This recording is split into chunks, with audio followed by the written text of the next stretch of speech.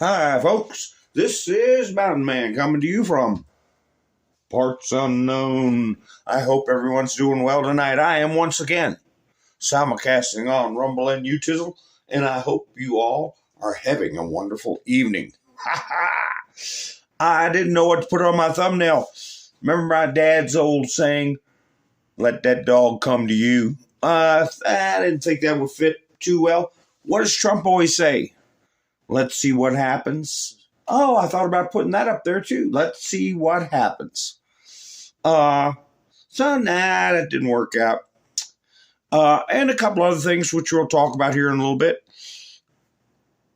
What do?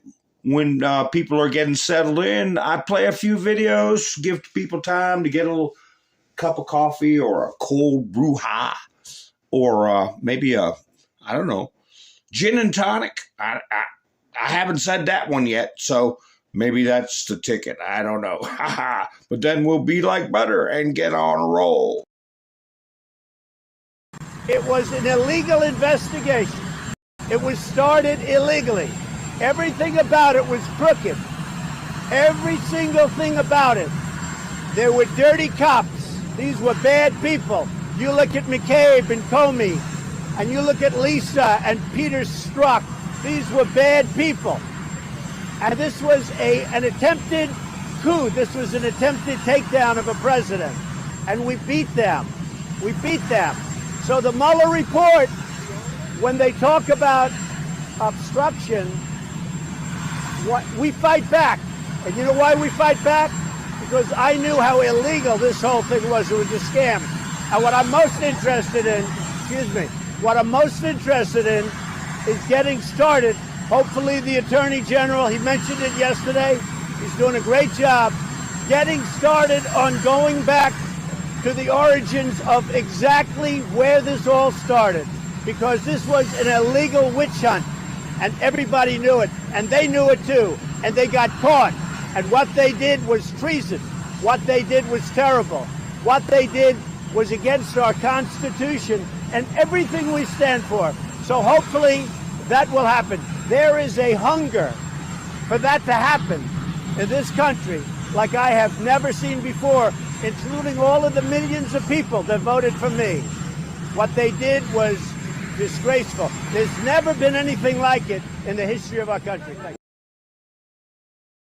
Donald J. Trump is now President of the United States. President Obama is the ex-president.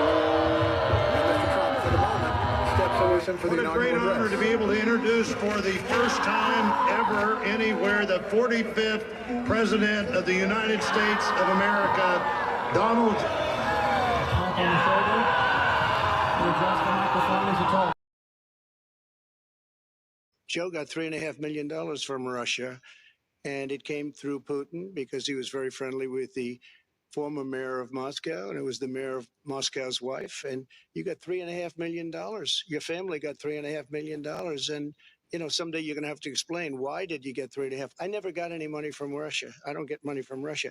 I have not taken a penny from any foreign source ever in my life. I have not taken a single penny from any country whatsoever, ever. My son has not made money in terms of this thing about, what are you talking about? China. I have not had, the only guy made money from China is this guy.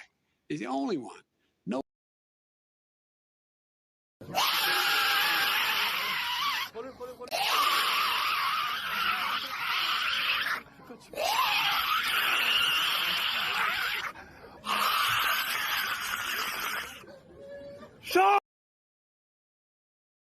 Storm zone. Yes, sir. I'm wondering what storm it's all.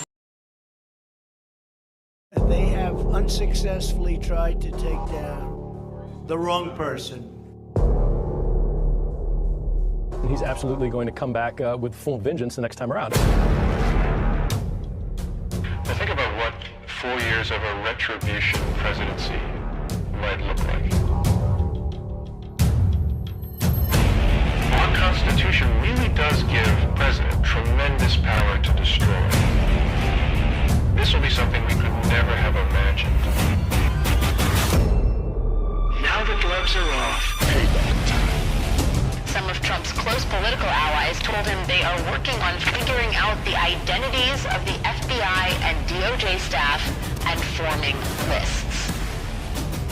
I will direct a completely overhauled DOJ to investigate every radical DA and AG in America for their illegal, racist enforcement of the law. The deep state is destroying our nation, but the tables must turn, and we will quickly destroy the deep state. We know where the bodies are buried. There are a lot of people out there that have done some very, very evil things, very bad things, I would say treasonous things against our country. People that have done such harm to our country. I've been looking at them for a long time. He could order the investigation and prosecution of individuals who he sees as enemies. Put them all in jail where they belong. You gotta get tough and smart, and you have to fight fire with fire. You can't allow this to go on.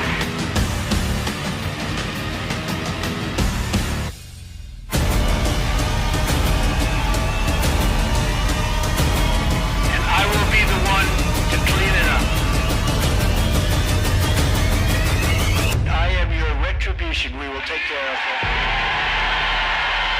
We will take care of it. Hi, folks. Thank you again for joining me. And I hope you all are doing good tonight. Let me see who's coming to see me tonight. Ha ha!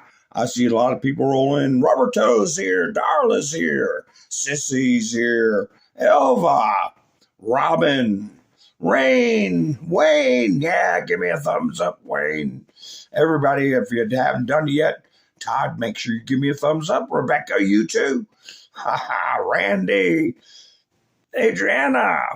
Adrian. Oh, I got these little chat.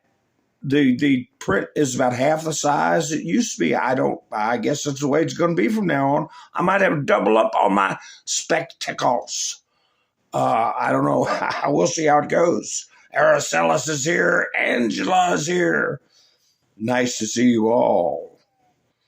Did I miss anybody? If I did, I do apologize. So I was stewing over this meeting. Everybody was waiting with anticipation, bated breath. Like Trump said, you guys are lined up out here more than any head of state I've ever had come to see me. And all of a sudden, I'm meeting with this guy, and you guys are out here like ants all over the place. So yeah. Hi, Brett. How you doing? Miss Mendersue, how are you? Good to see you. So I'm thinking, oh boy. I'm thinking Trump's going to put him through the ringer and all. But I tell you what,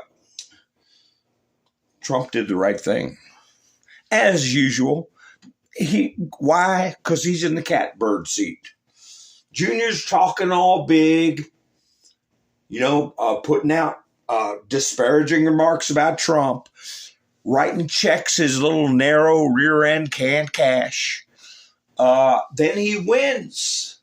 It's like, oh, you wanted to ride that tiger. You're on it. What are you going to do now? Go buy a bunch of lottery tickets, try to hit $1 billion Powerball to pay for all the garbage you're talking about? Fulfill your promises?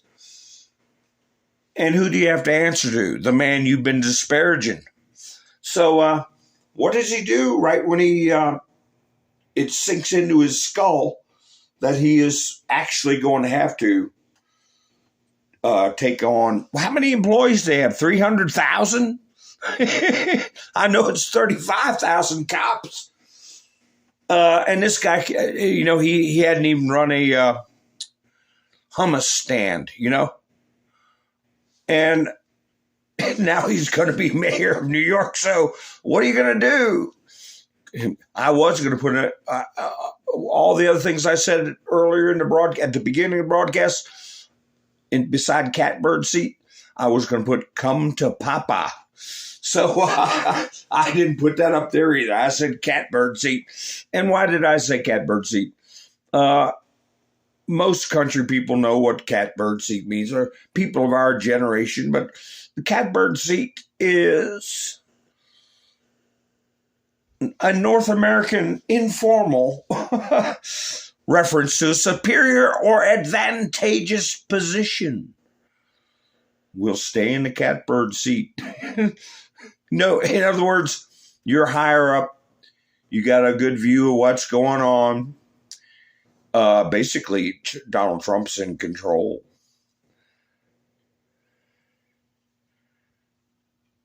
Yeah, Melinda. I don't know what's going on. Hi, Gary. How you doing? I don't know what's going on with MTG. She's dug herself a hole. Or has she really? I mean, is she... I mean, remember, there's ghosts in the machine. Okay, we got to keep a lot of things in mind. Because I was going to say earlier, I sit there and think, you know, I've got a clip, you know, Trump dealing with Zoran here.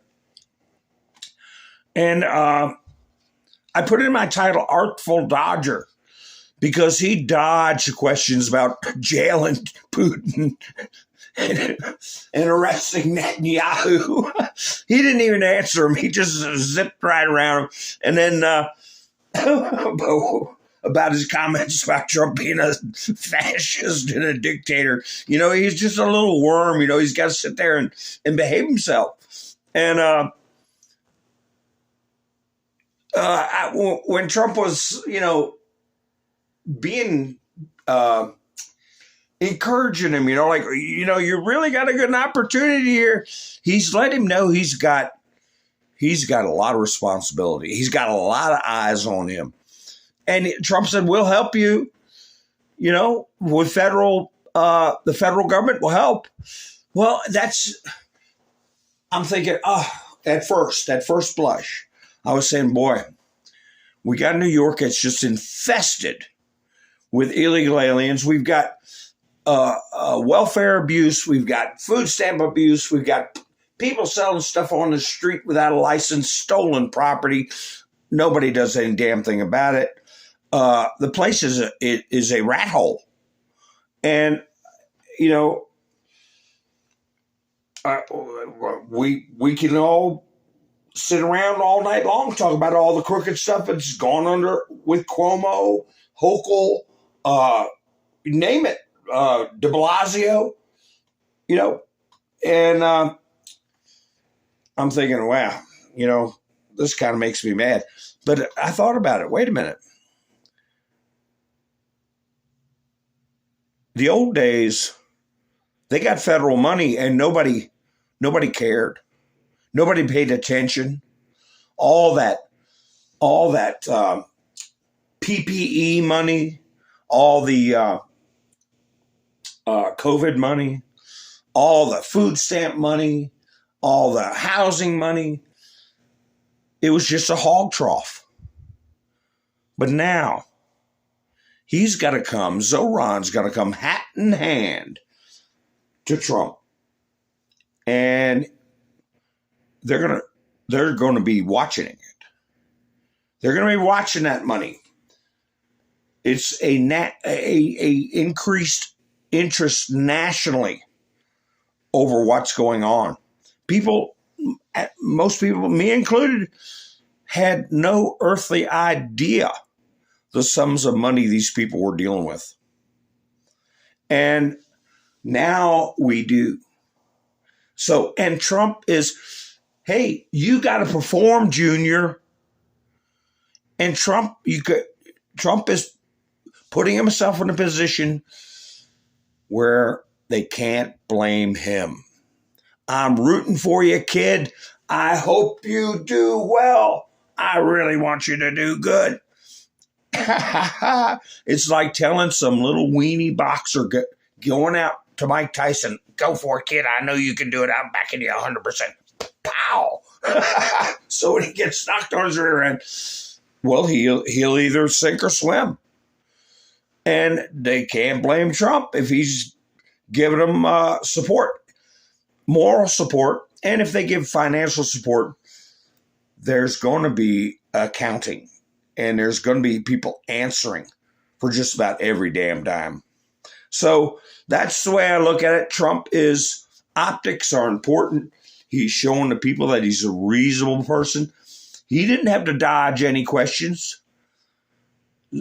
Mamdani had to dodge. And, you know, as left-leaning as the media is, they still want to put people on a hot seat. They'll eat their own in a minute, in a flash. And Mamdani's sitting there swatting away questions about Putin and Netanyahu.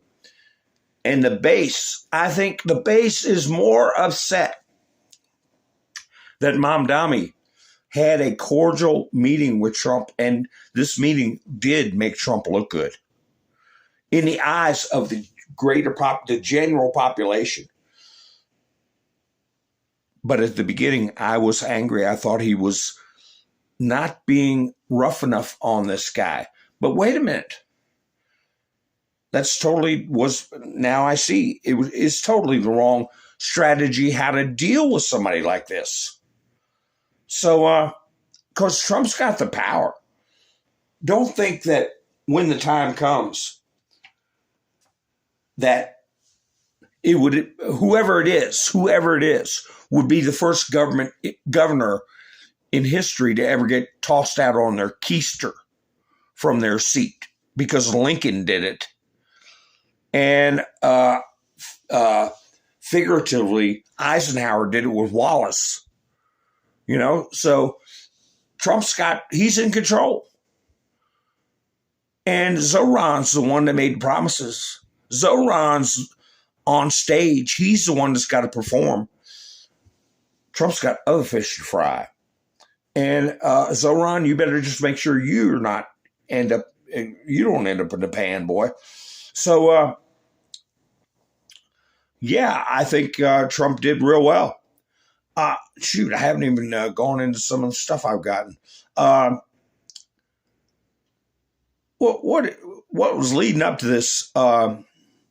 They took a vote in the House. Here's news. Is this Newsmax? Yeah.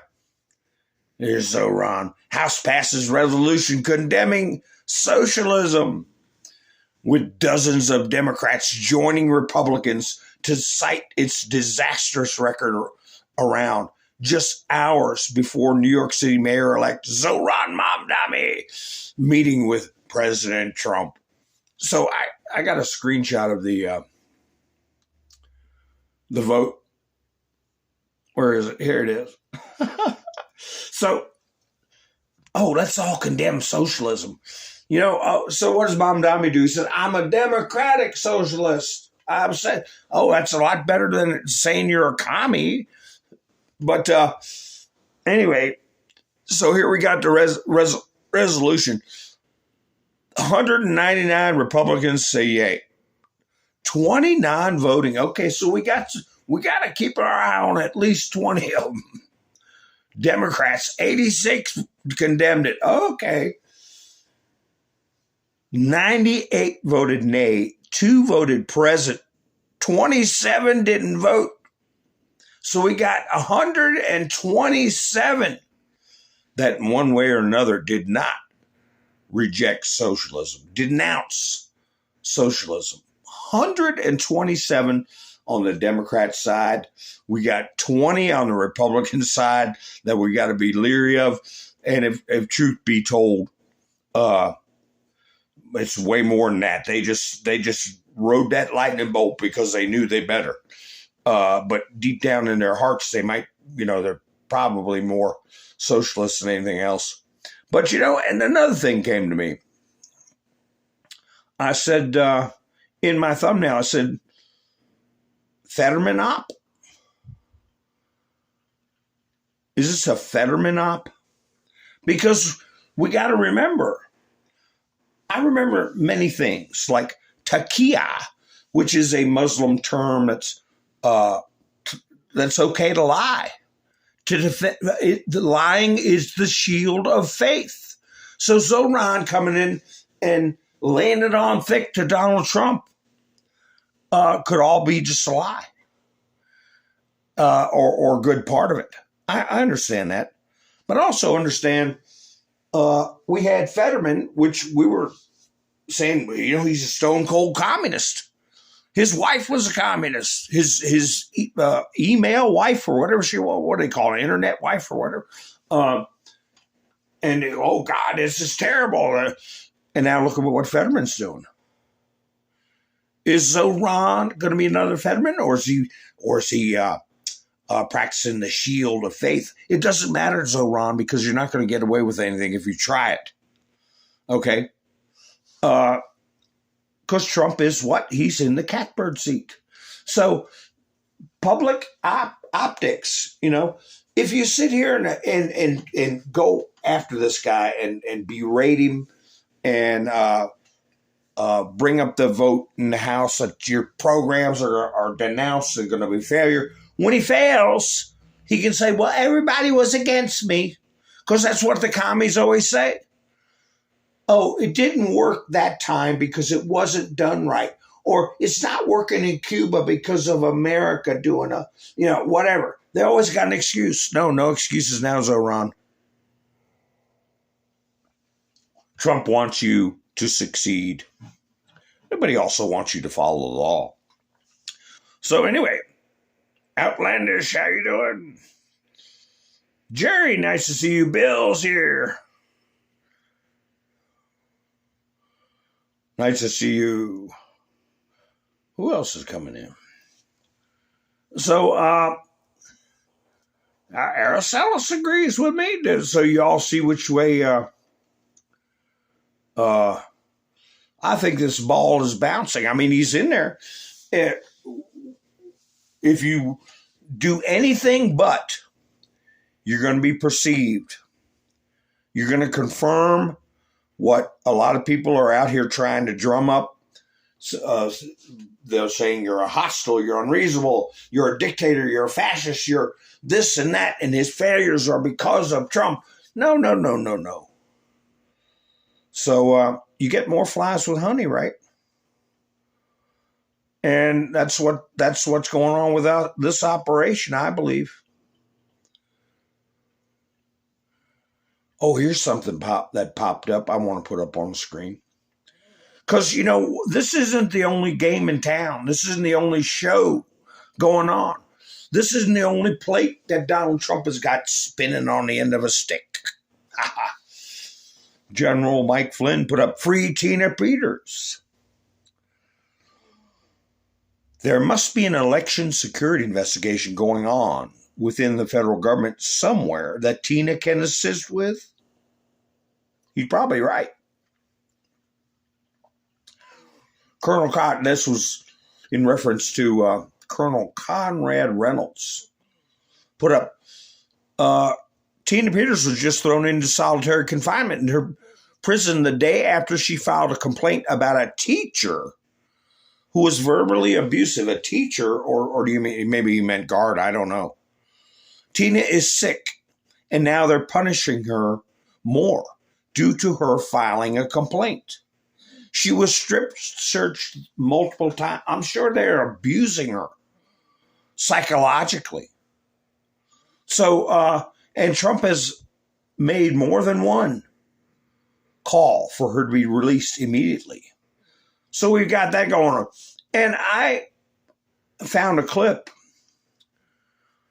because I put in my thumbnail, grand juries are in session right now. We don't know how many, and we don't know every subject, but we know some of the subjects. Do you remember this report, which was about 4 or 5 months ago? Pam Bondi released it.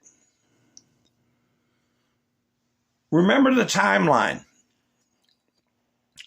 The Russia hoax began before Trump won the election and was carried on after he became president-elect and on into his presidency.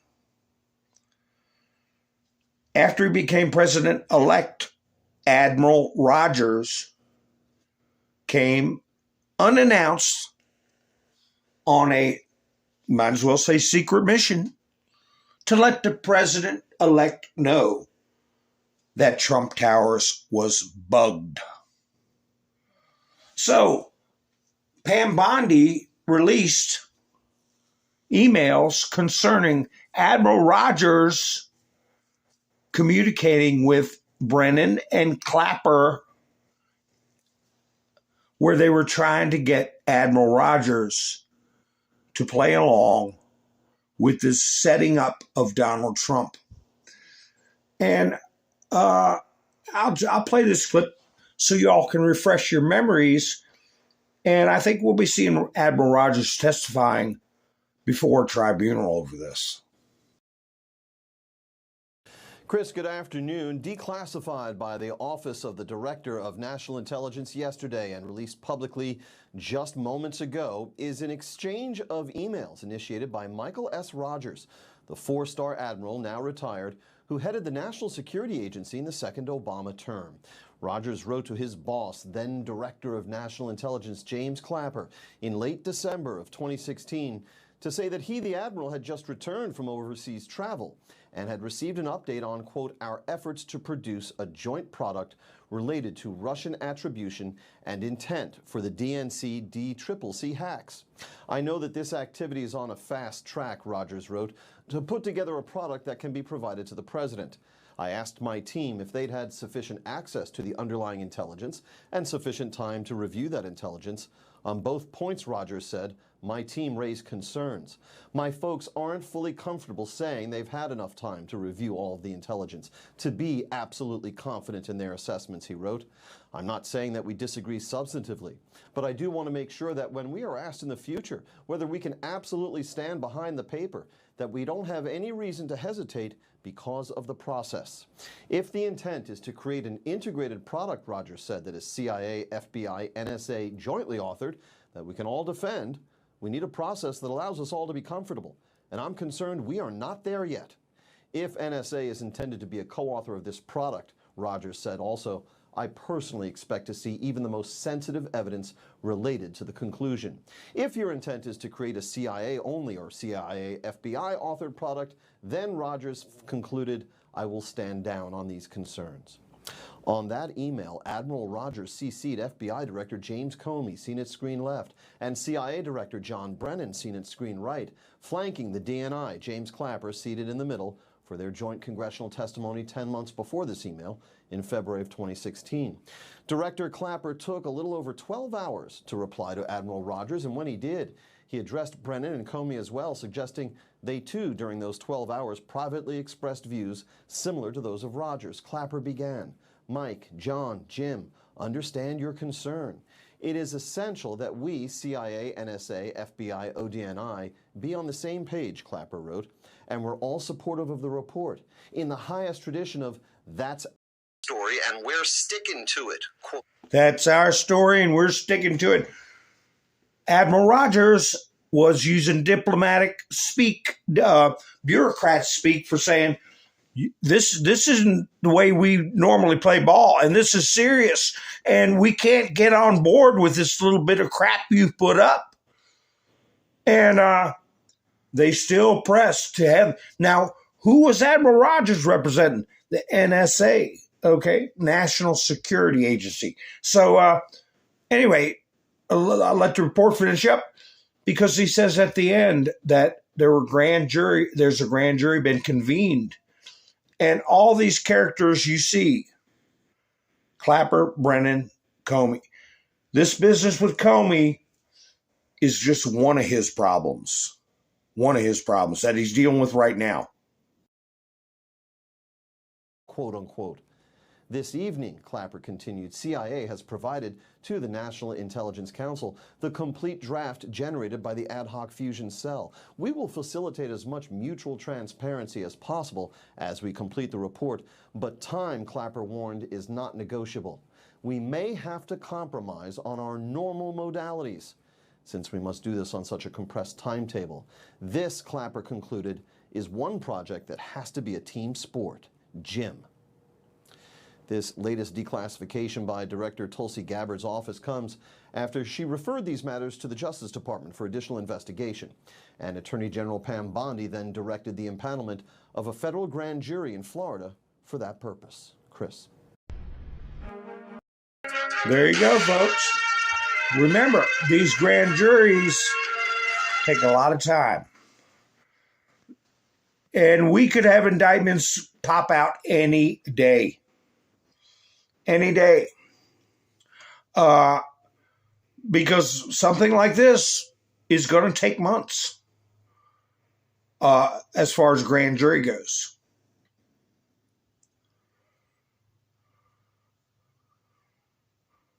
I have also in my thumbnail, peace coming to Ukraine. Because even though I didn't get to go through my stuff that I had compiled concerning the fast-moving peace plan that I guess I will say it, but Zelensky is getting a bum rush. I mean, unannounced visit from army superiors are coming down to your country, and they got something for you, and you better listen. That's basically what he was being told. So we'll get into that because it's a 28-point plan that's been put out. And Zelensky was like, well, there's some red lines that we're just not going to cross. Okay, we're going to see about that. And we have the French, that general I played for yesterday saying, your children would be in battle and combat and all this crap. Remember that? I played that? I spoke French briefly. So we got England, France, and one other, might have been Germany, where the Germs live. They're resisting it, but they don't matter. They don't matter. It's whatever deal Trump and Russia put up, because we're the only ones that can influence the situation. And if Putin doesn't want to play ball, Trump's got a bunch of big sanctions for him. If he wants to play ball, things could start opening back up for their country. So anyway, we'll get into that because I've got I got some of the posts about that, how things went down.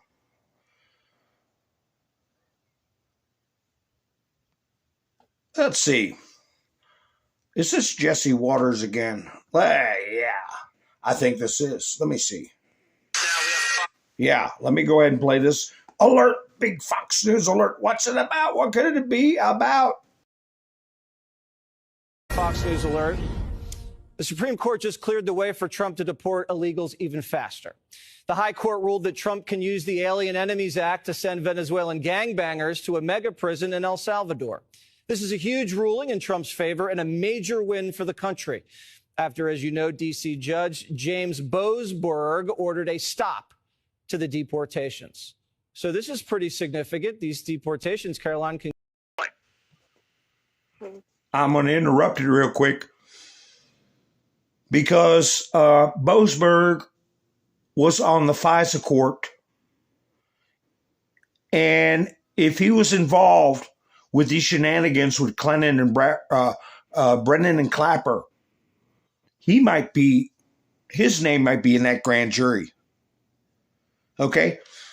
And he just got a kick in the rear end from the higher court about his attempting to hold people in contempt because they wouldn't turn the airplanes around. His unlawful order. They didn't follow his unlawful order. So anyway, just remember, Boasberg, these people like Boasberg and Goron, Mercan, Kaplan, Chutkin, I just named you 5 right there, that actively use their position on the bench to participate in this insurrection. They have to have consequences. At the very least, removal from the bench, and some of them should be criminally prosecuted. Remember those 5 names, folks, because we can't function with people like that in control of other people's lives. But anyway, this was a big ruling, okay, that we've been waiting for. And Trump is, he's playing his cards right. And we got to, I guess you could say the Supreme Court is the dealer. We got to see what cards he's dealt. But this is a one ace in the hole about deportations. This is a massive legal victory, Jesse, a massive victory for law and order and for our constitutional republic and the sovereignty of the United States of America.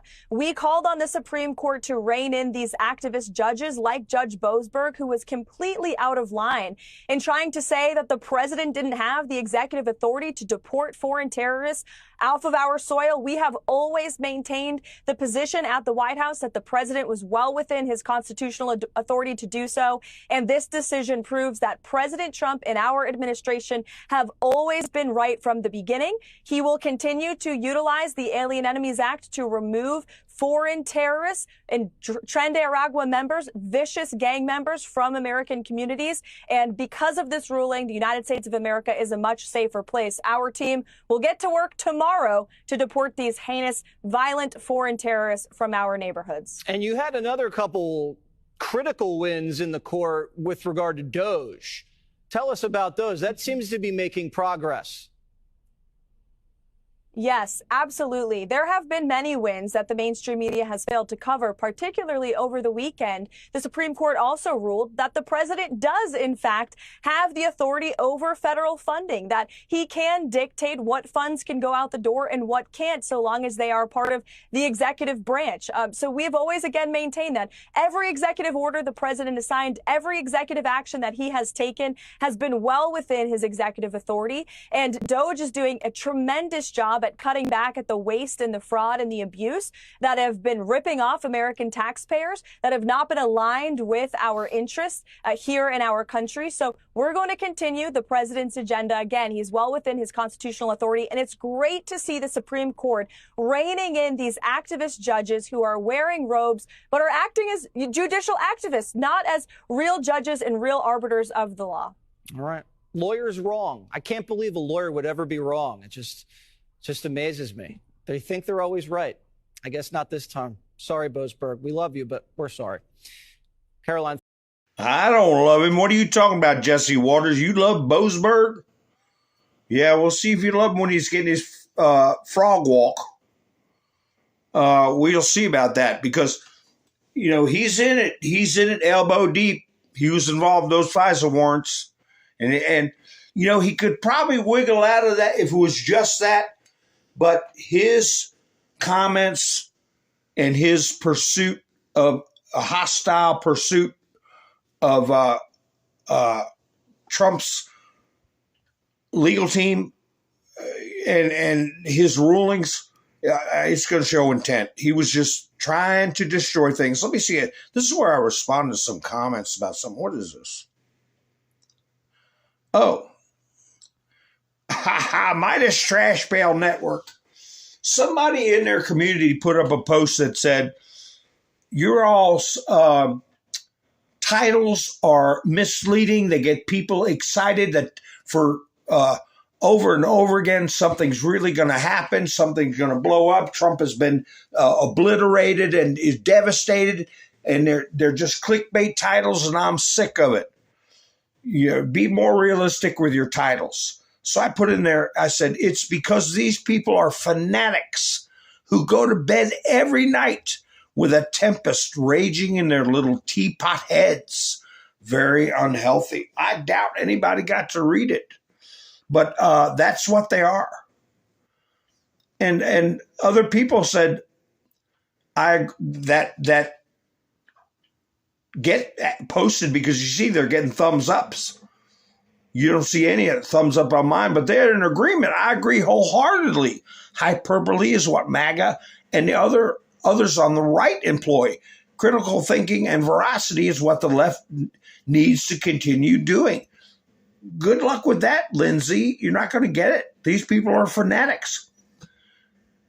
Yeah, they really blow things way out of proportion as well. Like the other day when Trump had a hoarse voice, they picked a photo of a hospital bed and said he was really sick over a hoarse voice. Wake me up when you have real news. And this is a liberal subscriber to Midas Trash Pail Network. The man is going to be with us for a nightmarish amount of time.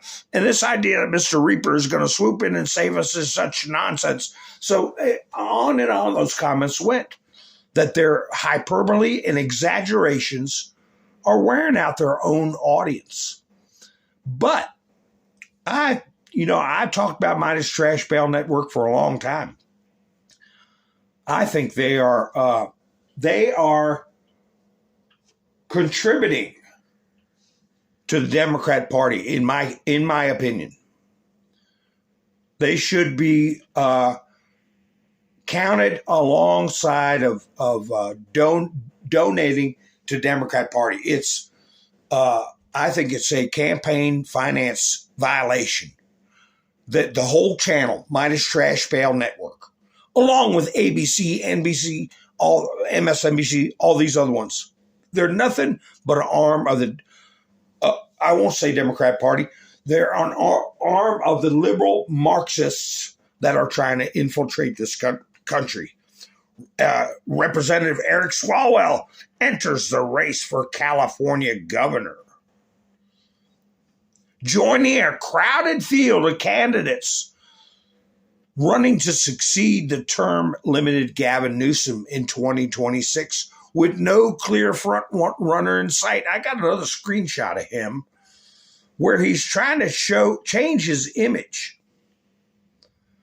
And he's been doing that. You know, he's trying to make it, he won't shave. He puts on a duckbill hat and tries to make himself look like a good old boy. You know, like you'd see him walk around the woods with a rifle or something. I can't find that picture, but you all know what I mean. But anyway, that leads back to this Midas Trash Pail Network. And this, I can't remember this guy's name, Ben. He's the little worm that always hosts the show. And said, he's the one that interviewed that attorney I call Mr. Panda Man. I'm going to dig that clip up one time. But this guy over here on the left, and, you know, he's a young guy, but he's a soy-riddled, stressed-out fanatic that can't stand Trump. And they have an exclusive.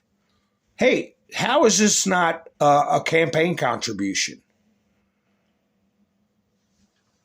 Are they getting paid like these other bunches we know? Probably not after they've been pushed up in the algorithm.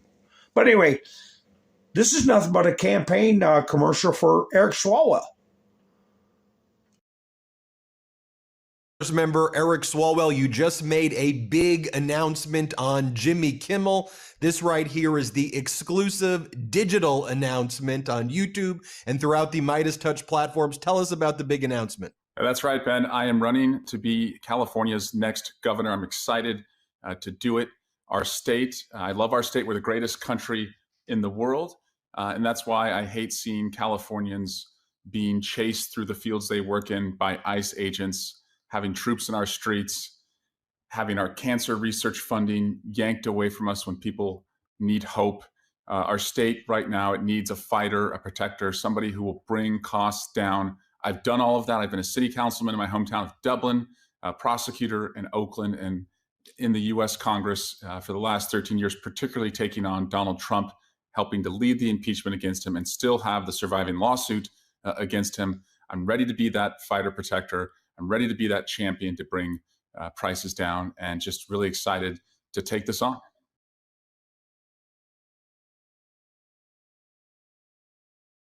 So he's going to save everybody from cancer. He's going to make everything affordable, and he's going to take down Donald Trump. So not a question from any of these people on the left. about Fang Fang, about a Chinese spy. No questions about his family ties to Chinese shipping and what do they call it? Import-export business. Multi-million-dollar operations with China for years. No, not one question. And but he rides that tired old lightning bolt about Donald Trump and Russia, or whatever else he comes up with. The media has come up with it. They still repeat the same old crap. But, you know, Operation Charlotte's Web, they say, has finished up, wrapped up in North Carolina. And Kristi Noem, I don't have a copy of it, but she supposedly put out a tweet that said, we're gone now. Y'all can come out. Because everybody's saying, well, everybody's hiding in their homes. And something like, is it 20% of the school population are illegal aliens? They don't come to school. And so she said, well, y'all can come out now. And they said it's almost 300 arrests. So this big operation in a state like North Carolina netted 300 arrests. And I don't think so. I think it's going to go a lot deeper than that. A lot deeper than that. I think they got operations ongoing. I tell you what I would do with it. Who came in while I was gone? Ann, nice to see you. Oh, all right. Gary, coffee link. I will do that. I'll play a video so I can type it out. Because due to my dusty old brain. Hi, Bubba. I can't type that in and talk. I have to kind of focus on it because my digits are pudgy and I got to get it right. So I will put a link in the description. Debbie, nice to see you. I think we've got 2 Debbies. Yeah, 2 Debbies. Nice to see you both. All right. So anyway, what I was saying was,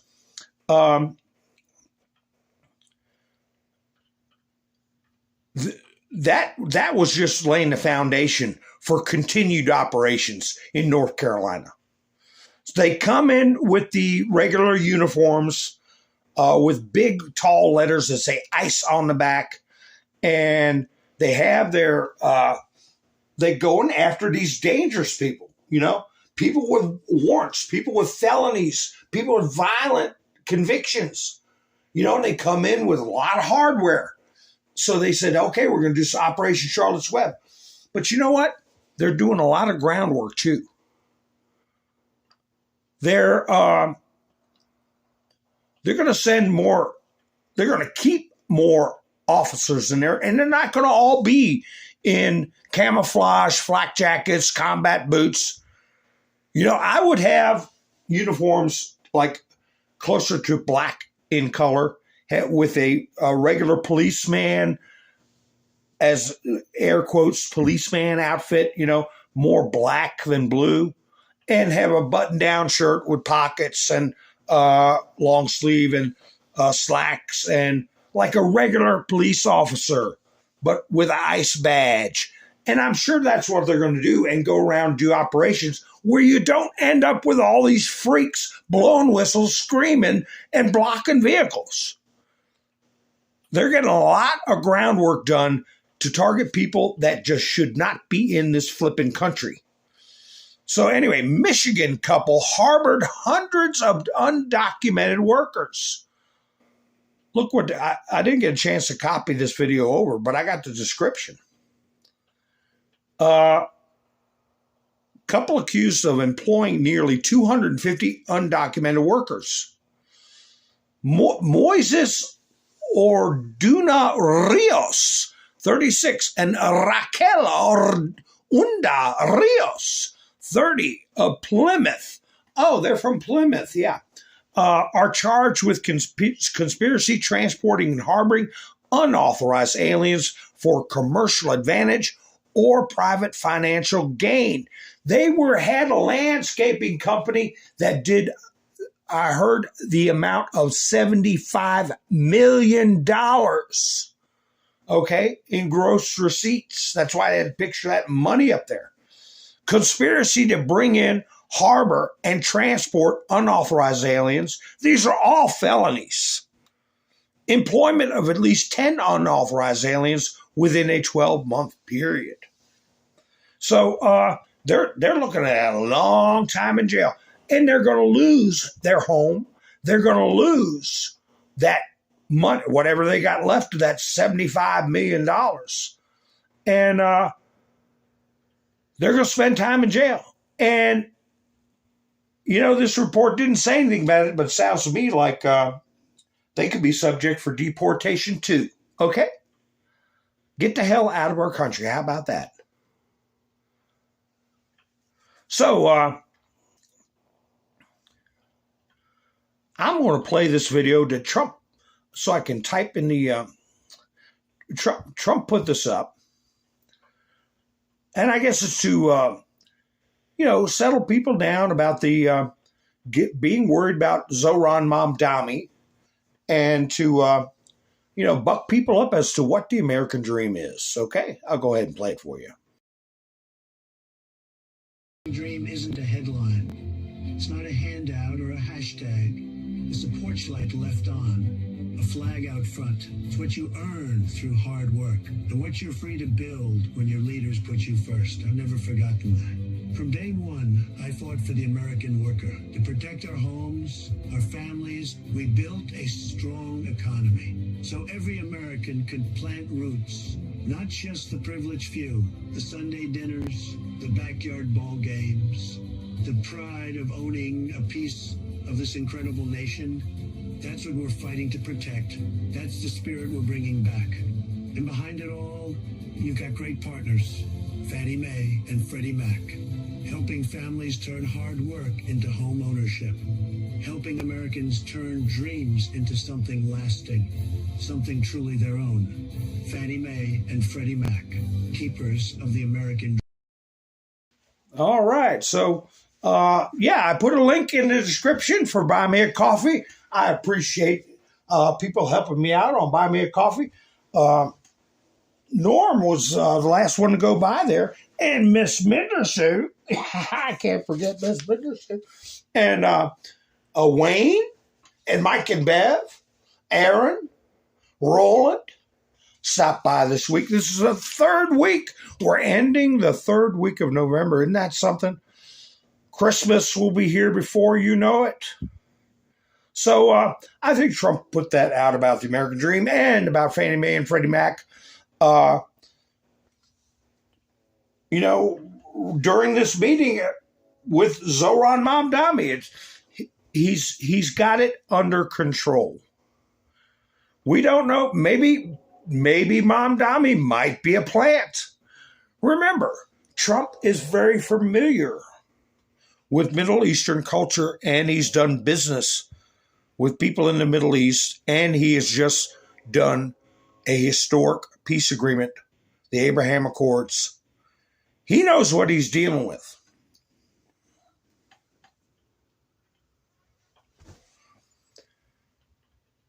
What? MTG resigned?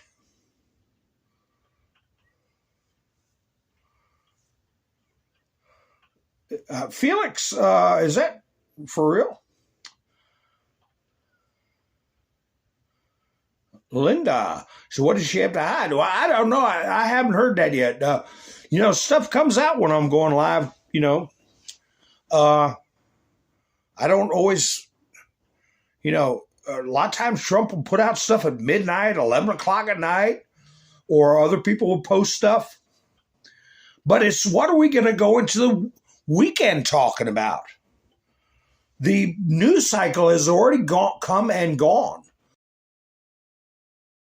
The average American's news cycle ends after dinner, okay? People get home, they watch the news, and then they go on to whatever they're doing, you know, before they have to go to bed to get up and get whatever they're going to do for the weekend or get up and go to work.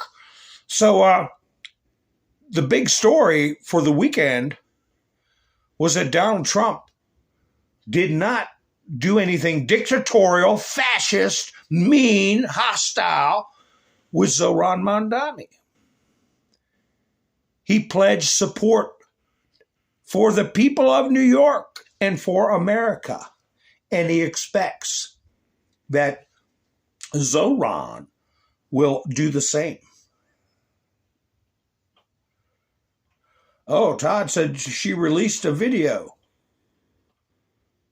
She talked for 10 minutes. Oh, my word. Yeah, well.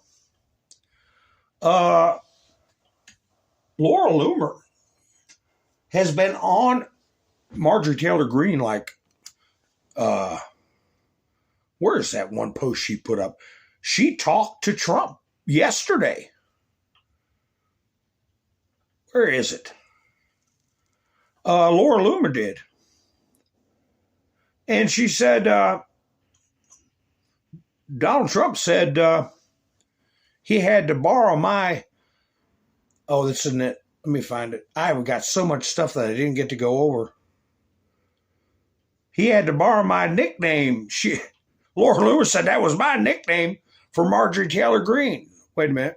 Here's one of her posts. I'm working on a big story tonight as I uncovered MTG has ties to George Soros. Since I am now in research mode, Loomer Unleashed is being moved from 8 p.m. tomorrow night. You're not going to want to miss what I have to say. I'll lay out exactly why Marjorie Taylor Greene turned on President Trump the second she realized he wasn't going to endorse her campaign for Senate or governor in Georgia. She spent years demanding loyalty from everyone around her, but she was only doing it to position herself for promotion. Now she's pretending she, quote, outgrew the movement. So she put up a number of things. That's why I don't discount people, you know. When Donald Trump has somebody like Laura Loomer on Air Force One, I'm not saying she's knows everything or is right about everything. But when he speaks to her over the phone, I'm going to pay attention to what that person doing. Over the weekend, President Trump told me, so she talked to him over the weekend. I'm sorry, I thought it was earlier than that. President Trump told me he had to plagiarize my nickname, of course, referring to Marjorie Taylor Greene. So Laura Loomer's been calling her Marjorie Taylor Greene for a while. The name I've used for years because he loved it so much. Obviously, I told President Trump he can borrow my nickname from MTG permanently. We had a good laugh. I've been warning about MTG for years while she lied about having a great relationship with Trump. Meanwhile, he literally said he can't take her ranting calls anymore, and he dropped his endorsement of her while she was busy kissing up to Democrats like Bill Maher and women on The View.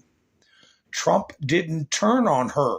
He finally saw what I've been saying for years, and now the rest of the country is catching up on how phony MTG is and has always been. Okay, and this is something I had in the studio, maybe even day before yesterday. I don't know. Let me see this. When President Trump was being indicted in Fulton County, I drove from South Florida to Georgia. That's, it's a little bit of a haul. And organized the rally outside of the jail while the president was getting his mugshot taken. Meanwhile, Marjorie Taylor Greene was telling people to stay home. Her exact words were, don't go to the Fulton County courthouse. Don't give them an ounce of your flesh. She posted that because she wanted my rally in support of President Trump to have a low attendance. That's not loyalty, that's sabotage.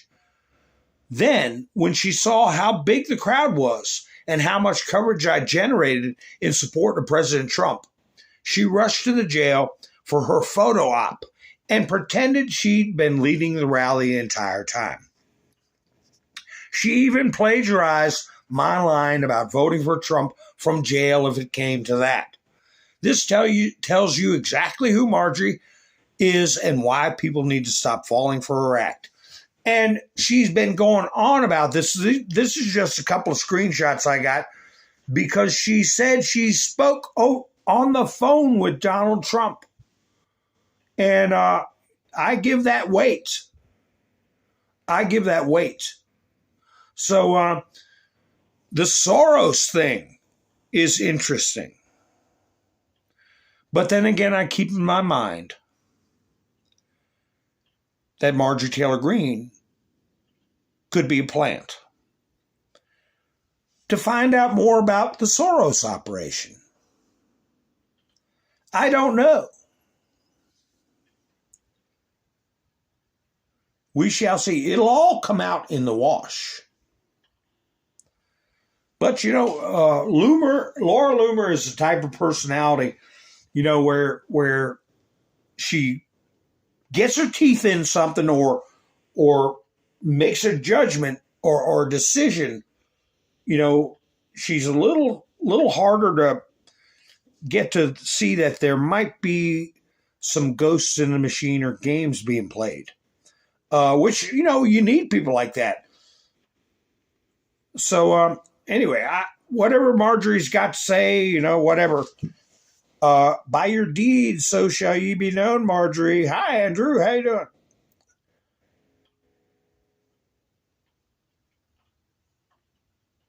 We shall see.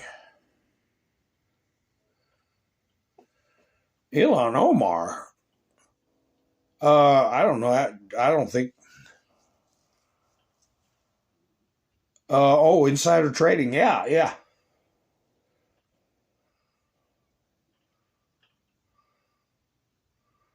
Okay. A World Without Exploitation, sponsored by the Tide Foundation, Todd says, well, yeah.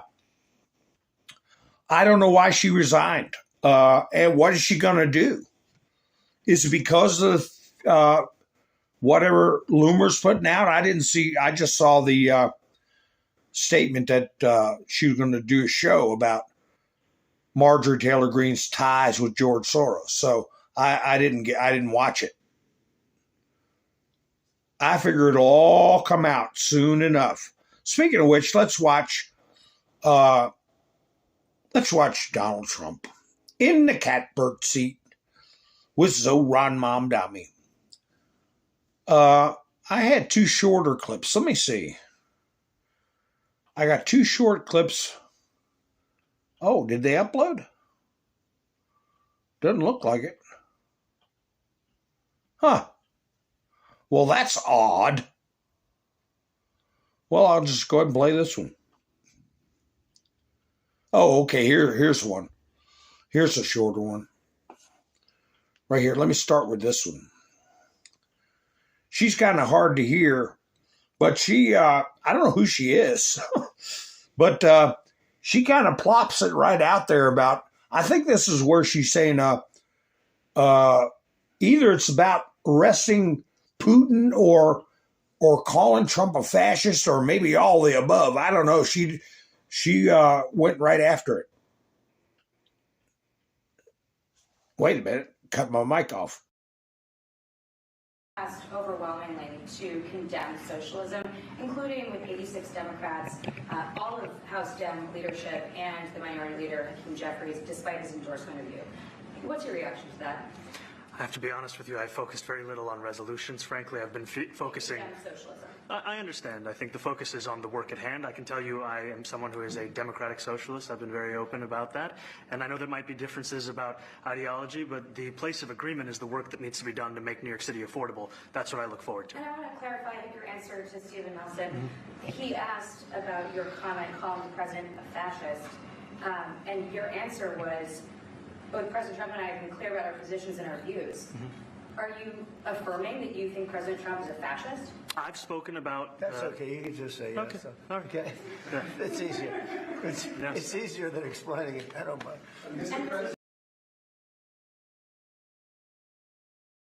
Yeah, Trump's being benevolent. It's okay. Whatever you said. It's like like he said, I think during this clip here that I'm going to put up, he's talking about Elise Stefanik. You know, she's in a campaign. You know, people say things in campaigns, and she's a capable person. But anyway, here's a longer clip. I don't know. See what you can read into it. I think the whole thing, the radical, I can't use that word. I'll say the fanatics are enraged by this image you see. Mamdani is standing exactly where Elon Musk stands when Donald Trump talks, okay?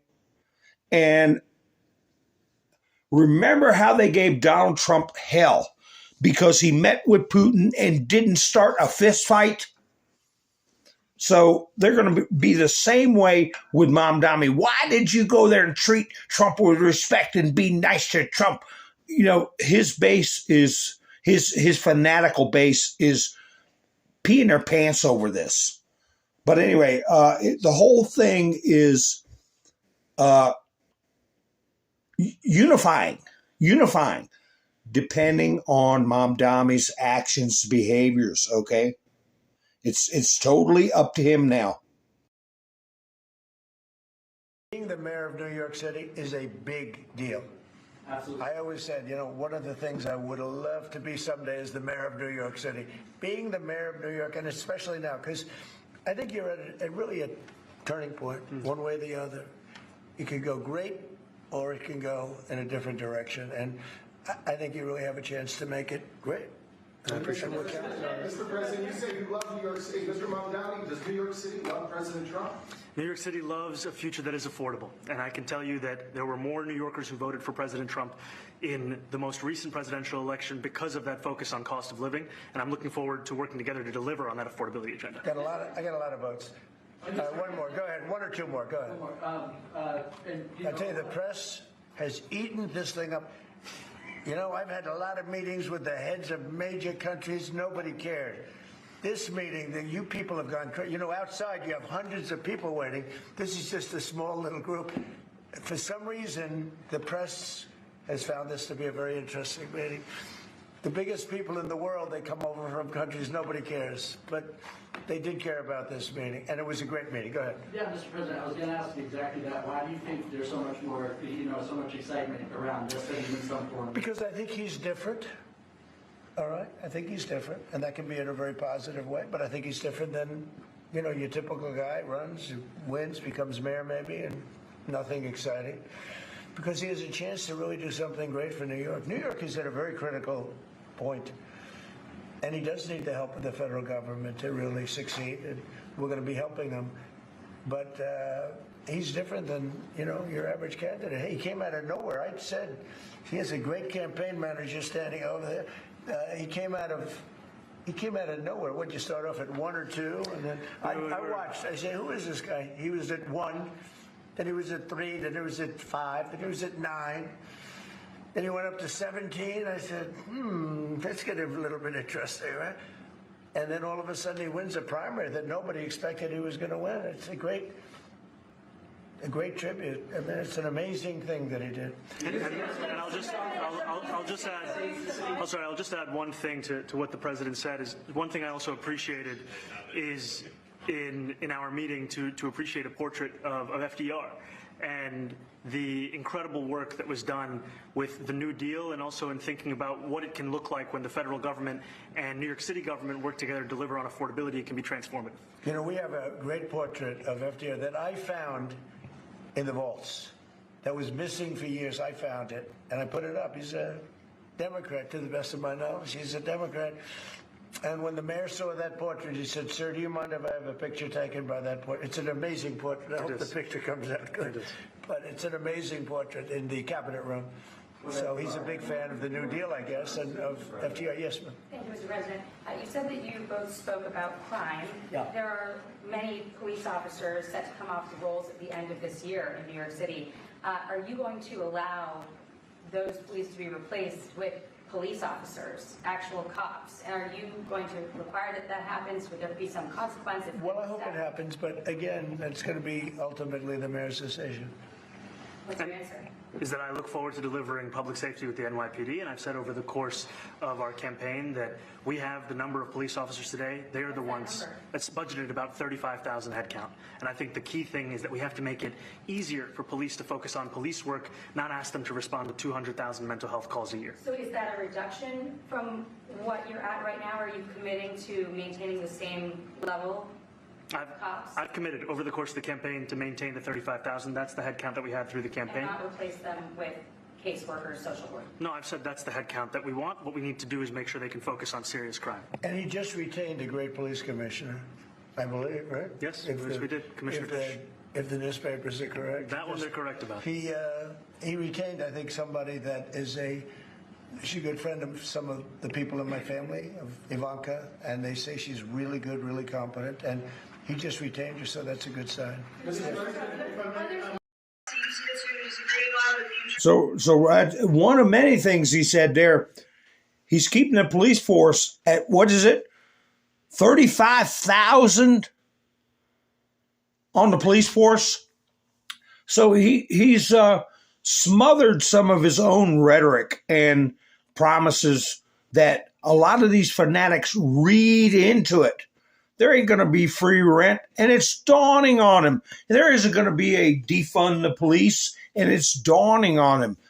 And I think, I felt a little sick when I saw the picture of them stand there and Trump smiling. I'm saying, God, he's going to kowtow to this commie. But no, that was just a mental knee-jerk. I see that this is a way better way to go. And I think the fanatics are a hell of a lot more upset about this meeting than we ever will be. But anyway, so it's going to still be 35,000 on the police force, and that will grow. And Trump just said Ivanka knows the person he appointed as chief of police and thinks very highly of that person. So, those are all good signs. And do you think you'll have more meetings like this? There will be topics that we disagree on. I think we'll probably come to a conclusion, and ultimately he'll convince me or I'll convince him. It's for the good of New York. Ultimately, it's for the good of New York. I don't care about affiliations or parties or anything else. I want to see if this city could be unbelievable, if he could be a spectacular success, I'd be very happy. Do you think you guys will meet more in the future, too? Excuse? Do you think you'll meet again in the future, throughout the administration? I think we will. Yeah. I think we will. I hope we do.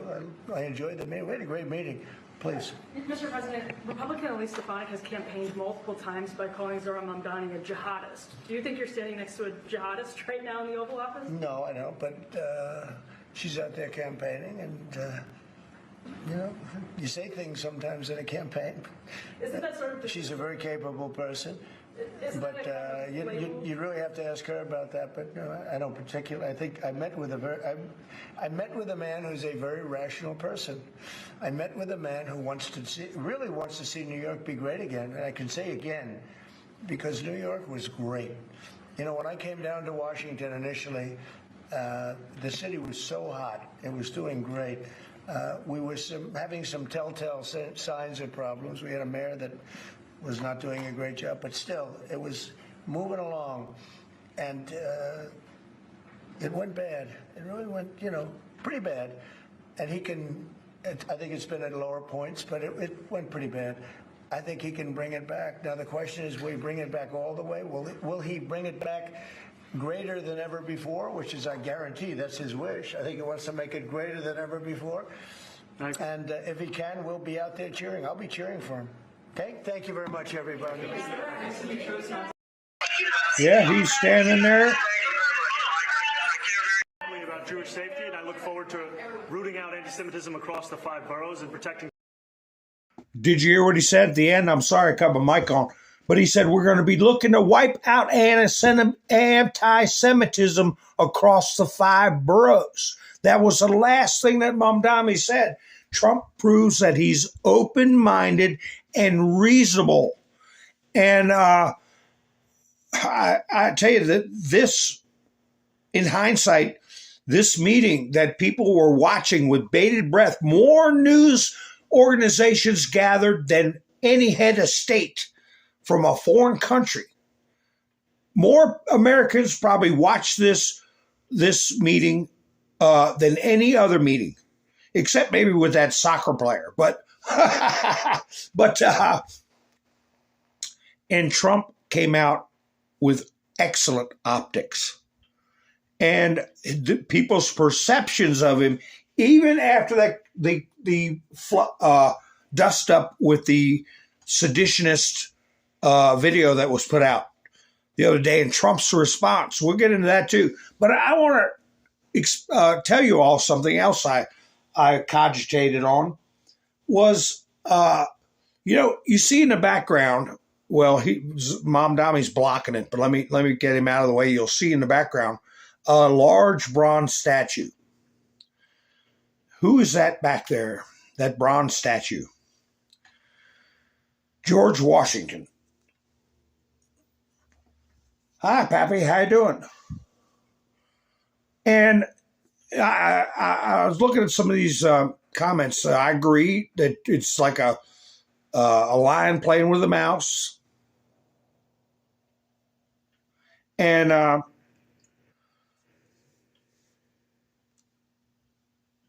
I'm reminded, we all know Washington crossed the Delaware, and he wiped out a squad of Hessians. I mean, no quarter, no prisoners. They were mercenaries.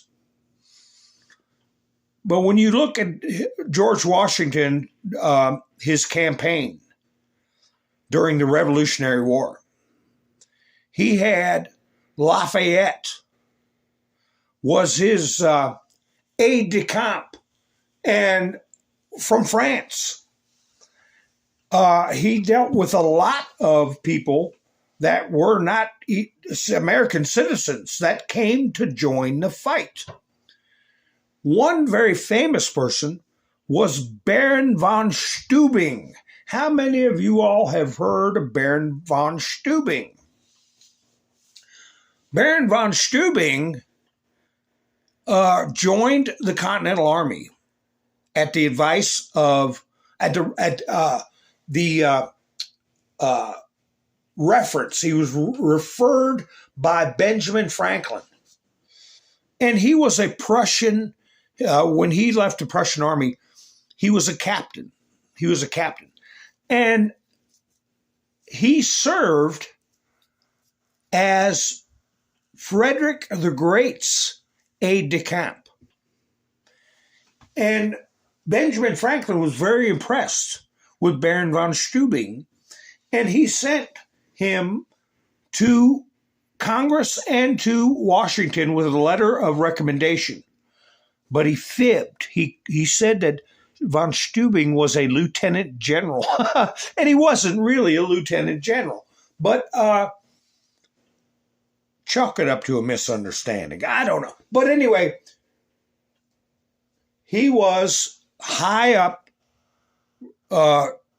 in the Prussian army. And you know what? There isn't a dime's worth of dirty ice between the Prussian and the Hessian if we want to talk about culture and history.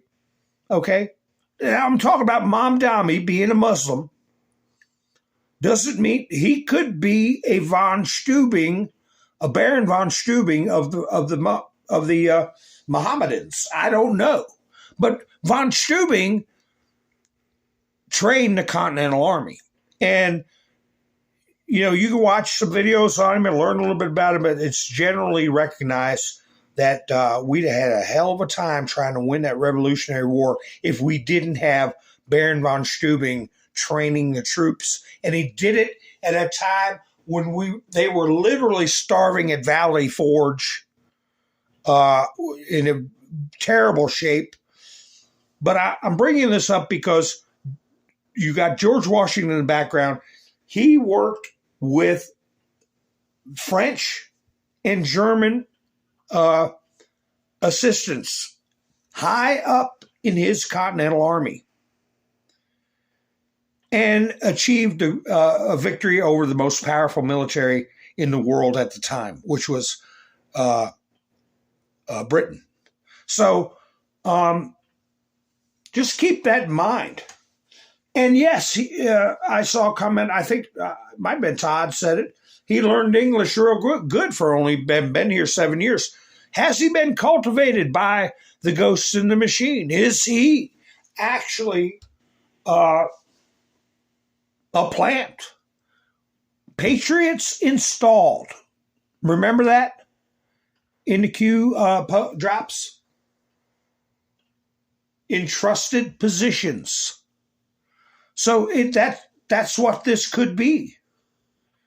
But the picture you see right now on the screen is hard for the fanatics on the left to see any kind of dysentery or animus or what bad can they say about it, except for the real fanatics are going to be criticizing Mom Dami for being nice to Trump. Because I'm certainly not going to be mad at Trump for treating Zamdami in a professional manner, like a statesman would treat someone. That is what Trump is forging, a reputation as a statesman. Okay, because if he wanted to, I saw one guy. I might even have that clip, but he was saying, "Oh, Trump was saying." Because they were asking him, what unlawful orders are you talking about? He said, well, Trump was saying, can't you just shoot them in the legs when they were trying to burn down St. John's Church and was raising hell at Lafayette Plaza? And, I wish I could have been on that panel, because I said, you're damn right you could shoot him in the legs. If you throw bricks and rocks at the Attorney General and the President of the United States, you can get one right between your eyes, okay? Never mind your legs. That wouldn't be an unlawful order. But my point is that the president's got the power. In Mom Dami's finest hour, he could never touch what Trump would be able to do. Don't forget, Abraham Lincoln bombed New York City from naval battleships during the draft riots. Okay? So yeah, the governor of New York is an important position, but Trump is in the catbird seat when a push comes to shove. And I'm not crazy about FDR either. But here's a picture that the lefties can go nuts over. FDR had a lot of infiltration by the Communist Party in his administration. Very high up. Okay? And he gave away a lot of stuff at Yalta because he was weeks away from dying. And so, no, I'm not crazy about FDR, but we got what we got. And we've had it in place for 80 years, And it's being abused. And I'm talking about the Social Security situation. But these optics are going to be hard for anybody to criticize. As I'll repeat myself, the only place I can see flack coming from is fanatics that are going to be angry at Mamdani, and all that's going to do is weaken and discredit them even more. Even more. So, let me put this little Greta Van Susteren. We hadn't heard from her in a while. She used to be on Fox News all the time. Now, who'd she go with? CNN? What's she doing now? I don't even know. I don't know. I don't get cable, so I don't know. Special counsel Jack Smith got a grand jury subpoena for 2 years of Jim Jordan's personal phone and told Verizon not to tell Jordan. I would disbar Smith if I were the D.C. bar. If a judge signed the subpoena, I would impeach the judge. The Constitution is not something frivolous. And I'm wondering to myself, was the Judge Boasberg by any chance? So Greta has been on left-leaning news services after she left Fox. But this is a pretty unequivocal statement about who else did they get besides Jim Jordan? Surreptitiously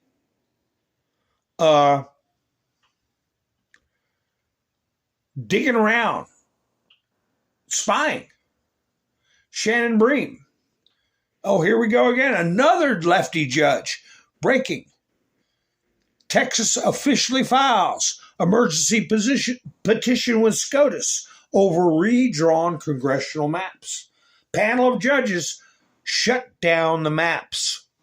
Texas is asking SCOTUS to let them stand. So they're fighting tooth and nail to, hey, if Texas redistricting goes through, you got Florida doing the redistricting.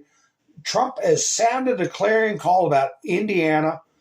The Democrats are going to get stomped, and they're going to lose power they never, ever should have had, especially after the census and we get these illegals out. The Democrat Party would just be a rump party, just a nonsense thing on the side. And these judges are fighting tooth and nail to stop that from happening. But when you think about that one who got indicted, she's just a start. Looking at 53 years.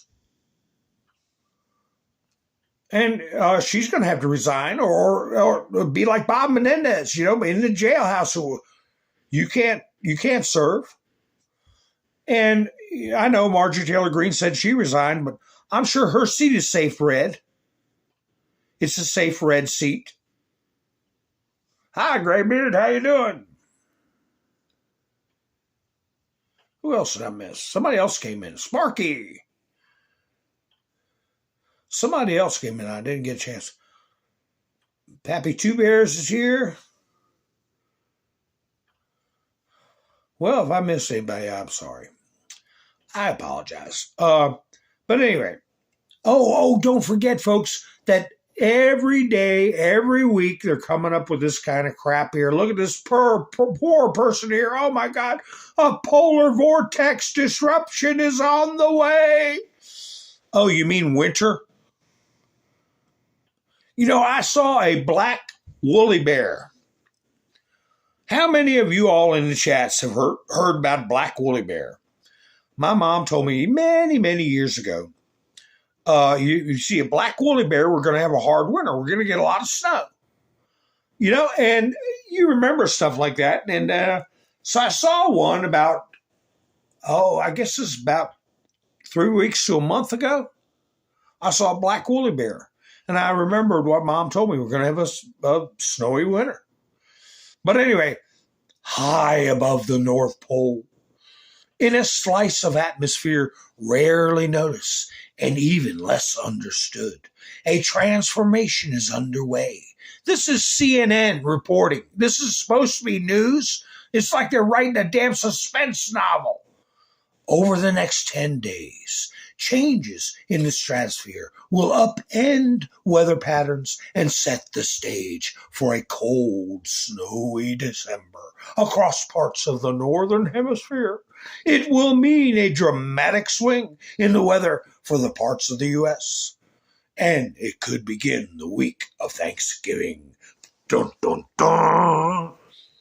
It's called, I tell you what, it's been kind of mild, okay? Be coming into the end of November. You can't please these people.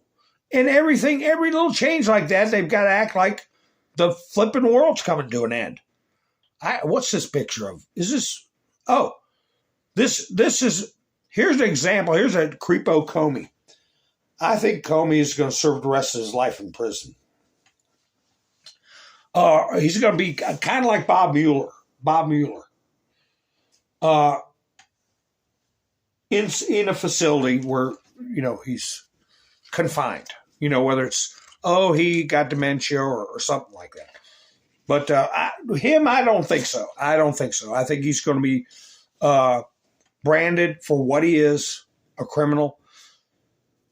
But this is some news site I'd never heard of, MS Now. Who the hell is MS Now?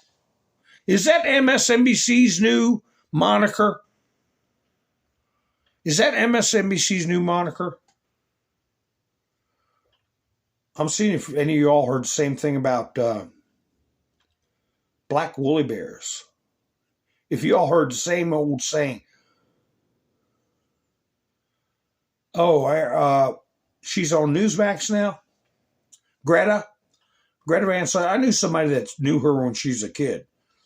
I shouldn't say this, but he said she was the ugliest kitty he ever saw. But anyway, this is MSNBC. This was 2 days ago. They're acting like this business of Lindsay Halligan typing up a piece of paper that said, we find probable cause on this count and probable cause on this count. Okay, and the jury foreperson signed it. Well, this magistrate judge was saying, well, it was 3 counts. And Lindsay Halligan said, well, one of the counts they didn't find probable cause, so we're not putting it in the indictment. These are the 2 charges in the indictment. Well, where's that piece of paper with the 3rd one? Right here. So anyway, another judge straightened all that out. Today, or yesterday, I think. The judge said, well, just have the jury foreman write on there, by hand, we did not find probable cause on count 1. So now count 1 is gone, and you have count 1 and count 2, which are the 2 charges we found probable cause. And that's the end of it. But they act like breaking U.S. Attorney Lindsay Halligan never presented the 2-count indictment to the grand jury in the case against former FBI Director James Comey. Bullshit. She did so. MS Now legal affairs reporter Fallon Gallagher reports the latest from the outside the courthouse. So anyway, that's misrepresented. That's not the truth. And somebody, I didn't take a screenshot of it, but somebody put in there in the comments, I am an attorney, and it is my opinion that these people should be disbarred and arrested for da-da-da-da. I said, I typed in there, you're an attorney? What happened? You get a head injury? What's wrong? Why are you thinking this way? So I didn't get a response. They probably kicked me off there too. But anyway, so MS Now is not going to be any damn different from MSNBC. What's this one? Oh, another judge. Judge prohibits IRS from sharing sensitive taxpayer data with ICE and to aid its immigration crackdown. What's the justification for that? How in the hell could you not be looked at as aiding and abetting unlawful incursion into this country? What could possibly be the rationale? Of course, this will get thrown out too, but it's all a waste of time. But what it does is identifies, documents judges that have to go. Judges that are going to have to go. I know I've been saying it for a long time, but here we go. Oh, it's a picture of Donald Trump pointing his finger. Well, it's going to be hard to beat the optics. Everybody's going into the weekend with Zohran Mamdani like a little boy standing there smiling. But what are they complaining about? President Trump described, who is this? NBC. President Trump described a video by Democratic lawmakers as seditious behavior punishable by death. Wait a minute. I showed Trump's truths. He said their behavior was seditious and they should be arrested, ? In a separate truth, he told the truth. He said that sedition is punishable by death. He didn't say that these lawmakers should be put to death. He was putting a message out to the rank and file military, to the intelligence agencies that these people were made the video for, to goad them into ignoring Trump. Trump was reminding them that sedition is punishable by death. You better make damn sure you know what you're doing before you defy orders or encourage others to behave in a seditious manner. So anyway, he never said Democratic lawmakers, seditious behavior. He never said that. He had two separate truths, and he stated a fact. But anyway, something's got to happen with this too. Mens res, actus reus. What was the meaning? The meaning of their action was to discredit Donald Trump and to incite members of the military and the intelligence community to mutiny against Donald Trump. That's what their intention was. I believe they'll be able to prove that at a tribunal. I believe that. Gosh, I hadn't gotten into any Russian stuff, but Biden DOJ corruption continues is from Devin Nunes. Doesn't make sense. Biden DOJ subpoenaed Jim Jordan's phone records going back to January of 2020.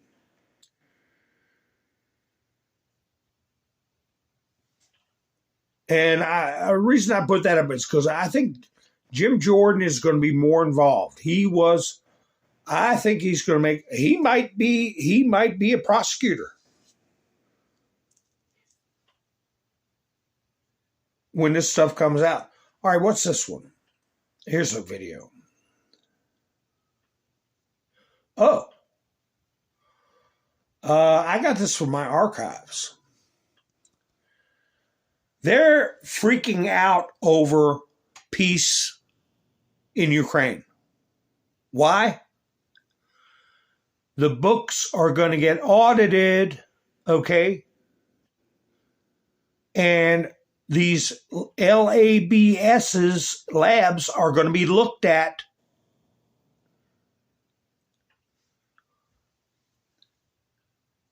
This is Joe Biden. Bribe tapes.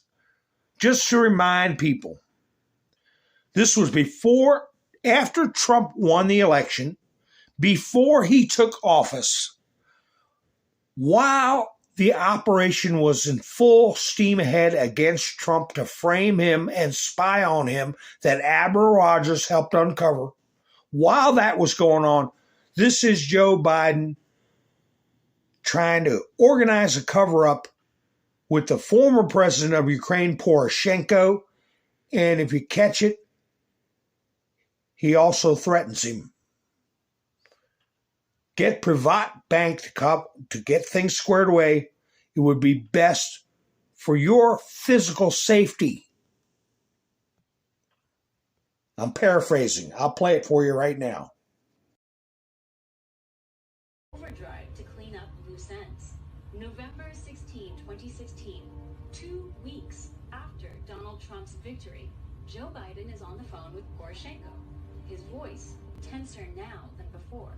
This is getting very, very close. What I don't want to have happen, I don't want Trump to get in the position where he thinks he's about to buy onto a politics where the financial system is going to collapse and he's going to be looked to pour more money into Ukraine. That's how he'll think about it before he gets sophisticated enough to know the details. In other words, Biden does not want Ukraine asking for more money from Trump. Doing so would cause Trump to look into the details. So anything you can do to push the Privat Bank to closure so that the IMF loan comes forward, I would respectfully suggest is critically important to your economic as well as physical security. Critically. So that is, I play that because it's a fact of life and a part of history. Biden, before he left office, he was calling Ukraine to cover up the financial dealings and telling Poroshenko, if you don't do it, your physical security is going to be at risk. What does that tell you? Anyway, let me see what this clip is. Oh, come on. I gave you all the outlines of the what's going on in Russia. It's just basically Trump is going full steam ahead with a peace deal. He wants a peace deal before Christmas. That's what I said the other day was my thoughts on the matter. But anyway, this is about the SNAP program. $500 million they found was going to fast food. Can you imagine that?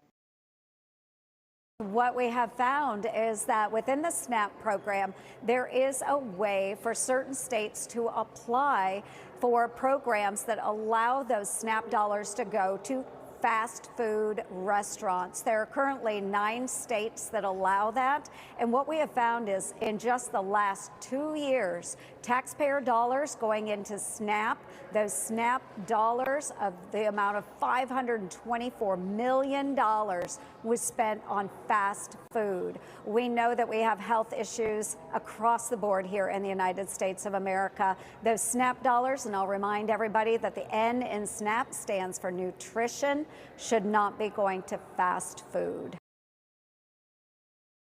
There you have it. The more and more people find out about this stuff, people are worried about what's going on with New York and Mamdani, but the majority of the country is still focused on what has been happening to us, how many billions of dollars have been taken from us for generations, okay?